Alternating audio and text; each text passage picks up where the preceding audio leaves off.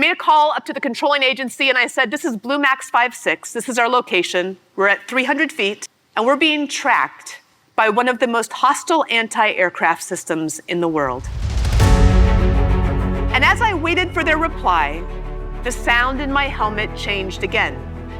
Now we were no longer only being tracked, but we had been acquired by the most lethal anti-aircraft system in the world.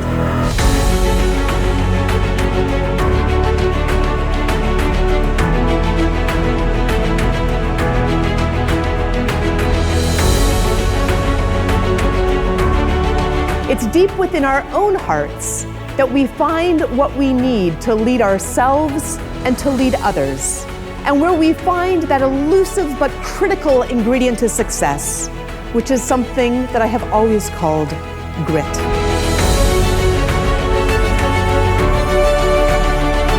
I like to think of grit as accessible not only to attack helicopter pilots and military pilots and big mountain climbers. I like to think that grit is something that is innate to every single one of us. Grit is something that you can find at the intersection between your core purpose and your passion. And those who are connected to their core purpose stick around longer. They perform better. Isn't that what you want for your team? Isn't that what you want for yourself? When you connect to your core purpose or your heart purpose, you can negotiate any kind of turbulence that comes your way.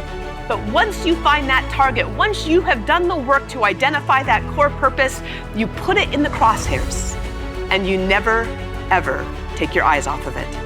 A leader knows that he owns everything that his team does or fails to do. 365 days a year, 24 hours a day, 7 days a week, on and off duty.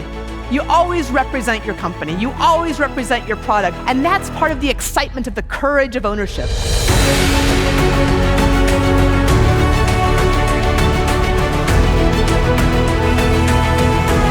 In the spring of 1993, the attack helicopters weren't open to women to fly. It wasn't even an option.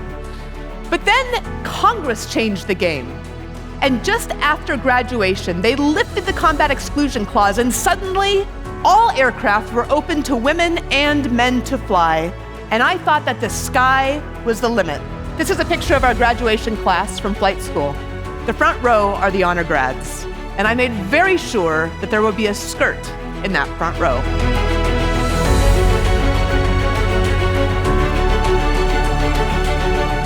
Because I was in charge of the pilots that flew the aircraft, I was in charge of the mechanics that fixed the aircraft. And I had to get out of that office and down the hangar steps, onto that hangar floor, and into the crew chief room where the guys were that turned the wrenches that kept those helicopters in the sky.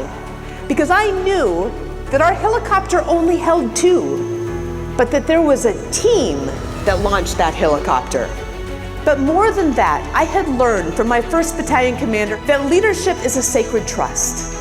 And when he pinned on the silver bars of the 1st lieutenant for my very first promotion, he said, "The only good use of increased power is the increased responsibility to take care of your people. Because when you take care of your people, the people take care of the mission." So what do you do when you face fear or doubt? Every leader fails. Every single one of us feels fear. Fear is just another form of resistance. You do the same thing with fear as you do on takeoff. You turn the nose to face the wind. And when you use it the right way, the resistance will help you to rise.